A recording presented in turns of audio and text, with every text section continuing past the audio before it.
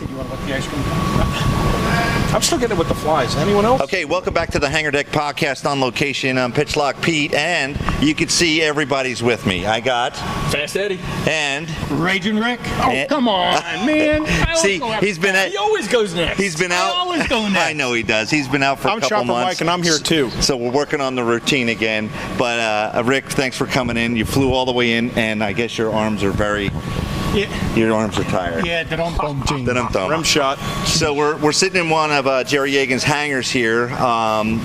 Here in Virginia Beach at the Military Aviation Museum for biplanes and triplanes. We've been here for like 5 hours now, and believe it or not, the humidity, you can cut it with a knife.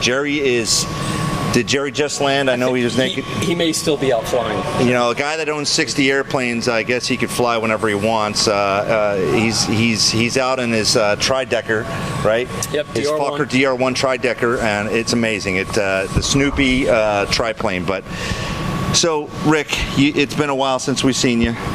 You flew in for the special event. What do you think of this facility? Well, 2 words: pretty flippin' cool. Yeah. So, when I talked to the guys that picked up my rental car, and they said, "Yeah, we're way out in the sticks, so follow your directions, all that stuff." And they said, and I'm driving down these narrow flippin' roads, okay, with no sides, a bunch of ditches, and all of a sudden I look up and hear all these World War I biplanes, triplanes flying over my head. And that was the worst thing to do. Put me on a narrow road where I have in a rental car, no idea where the flip I'm going, and give me something to look at overhead. I'm surprised that I didn't wind up. I made it. Yeah. We're shocked too. Yeah, but driving up, it's amazing, right? Oh yeah, and I looked at the website and talked to you. Yeah, it's they got a couple of airplanes. Yeah, that's like saying, oh, Empire State Building. Yeah, it's kind of sort of a high rise. It's got a couple of windows in it. Oh man, this place.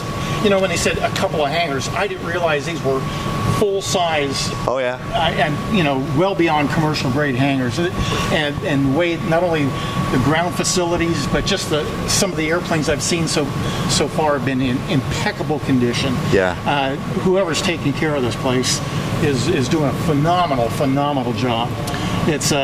It's pretty eye-opening, and it gets my tang all tumbled up.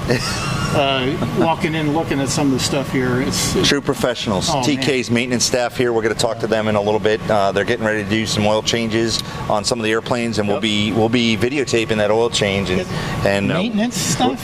Yeah, we're going to see the other side of aviation. We're going to see the other side of aviation. The dirty side of aviation. I'm surrounded by pilots here, but No, I want to do that flying thing. Before we continue, this guy walked up. His name is Mike. Mike. Hey, how you doing, guys? You got microphones all on your face, Mike. Mike Where are you from? Where were you August 5th? He's a Yankee fan. That's right. Caller, where are you from? I'm not responsible. I did not do it. Yeah. Well, welcome to the On-Site Hangar Deck Podcast. You can find our show on iTunes and Stitcher Radio. I'm going to check it out. Okay, check it out. What do you think about?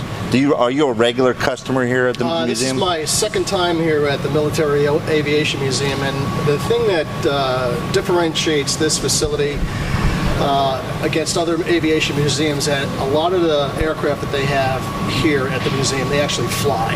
Right. So it's one thing to see it as a static display. It's another thing to hear those engines, rev up, see it taxi out, see it take off, fly around the circuit of the airfield. And that's what brings me to events like this. I love to see the aircraft up in the air. You just can't get it. Can't get any better show than that. Where are you from, Mike? Are you local? Originally from Jersey. I live in Pennsylvania now. Hey, Jersey. Forget about it. If you watch The Sopranos, I lived in most of the places that The Sopranos filmed. Got to ask, what exit?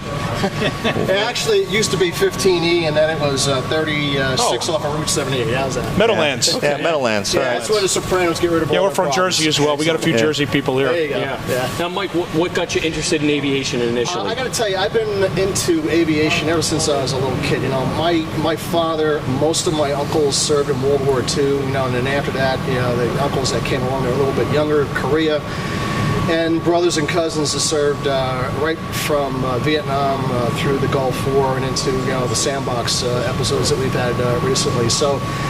I have that background in my family of respect for the military, and concurrent with that is that, you start looking at all the things that they used to use during the war, and aircraft certainly is a draw. Built models when I was a kid, still build models today. I do build for museums, like I built for the Intrepid Museum in New York City. Wonderful. Excellent. I served as the model coordinator there from about 1981, even before the ship got into berth on the Hudson River. And the last thing I did for them was 2004, and then I started concentrating on Polish Air Force history due to a couple of the exhibits I did for the Intrepid Museum. Got to know the Polish aces, a lot of whom survived World War II, surprisingly enough. And then I got involved with attending the Polish Air Force Veterans Association reunions here in America and in Poland too. So I eat, breathe, and live aircraft. Good. Cool. So you're down here for the modeling convention or the show. But when you combine a model convention With the real thing. It doesn't get any better than that. I guess Well, what Mike, go ahead. So I was going to say, you might probably wind up seeing where you have some of the people upstairs, kind of they're looking for him. They get their models upstairs, like, hey, where's Steve? Where's Steve? Oh, he's probably out in the hangar. It's like, hey, you just won an award, so probably have to have someone just on full duty trying to get people back up to the model show up there. Yeah, You got a lot of distractions here. They do want me to judge tomorrow, but I think I might take a pass this time, and I think I might hang out for the air show. But having said that, the day before the real air show, I got to see a lot of things up in the air today, so I might help the guys out tomorrow. It's a great facility on a Friday. We were here in May for Warbirds Over the Beach. If you get a chance to do that, I've heard about that show, and I got to tell you, the one thing I really want to see here one of these days, I want to see that BF 109G up in the well, air. you're talking to the crew that got to see it for the first time. Did you? Jerry invited us down, and we were able to see it from his World War II tower out there. I've been teased on a number of occasions going to various air shows. The one that I usually go to is the World War II weekend in Reading, PA. Yep. That's a great show, too. Yeah. And, it was always rumored that the 109 was going to show up, and just for whatever reason, either one from Canada or one from a fighter factory never got there. Happy's been up there in Reading, right? Yes, he's been up there. Not with the 109, but the 109 has not left the airfield yet. Talking to the guys earlier today, it's the pride of the museum right now. Of course, the other thing I'd love to see up in the air is the ME-262. Oh, yeah. That was here. Well, check out the Hangar Deck podcast, because we interviewed Wolfgang on the show that flies the ME-262 for the Military Museum. Yeah. Now, it's a great episode. It's got a real great, interesting content about the airplane and about Wolfgang himself, because he was a Luftwaffe fighter pilot. Yeah, it would be something else to see. The first really true operational jet fighter up in the air. And, thank God it's got more reliable engines than the replica than the original had. Sure. Well, thank you, Mike, for joining us Appreciate real it. quick. It's a pleasure. Hey, good luck to you guys. Hope you have a good show. Thank you very much. Thanks, Good luck Mike. in the Appreciate contest. Pleasure to meet you. Yeah, take care. So, Rick, to follow on with the Wolfgang episode, we really want to pair Wolfgang with the two you of them up. together, that'd be great. Two fighter pilots and, going like this. Yeah, shooting the watches, man. Shooting the watches with the GoPro will be a great thing, I think, right? So, Hey, can we also get a chalkboard, I could do better than that. Last episode, we had Bio from Baronic. He's an F-14 Rio at Top Gun. He brought his sticks. And it was And his piddle pack. And his piddle pack. He brought his piddle pack out. So Rick's got the best piddle peck story in history. we'll save that. Save that for later, Which is not okay? easy to do, because there's loads of good piddle pack stories. Yeah. Right. His is the best. Right. Roger that. So we are in Wasn't my fault. we are in Jerry Yeagan's hangar here. Just a quick blast. I really want to I want to welcome you back to the show. It's great to be back, man. It's been a while since we've seen you. Getting overclipped, Back to the gang, look at his airplanes. Yeah. Right.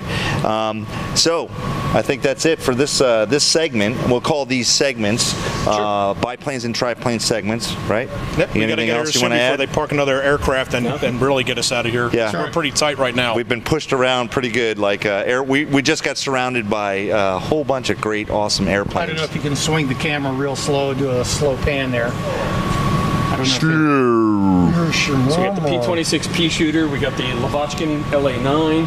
I believe that's a Navy A-1, a replica of the Navy A-1. Now, is there going to be a test later? No, there's no math involved. I just called alphabet soup. No, we've got the SPAD and we've got the Fokker D7. Yeah.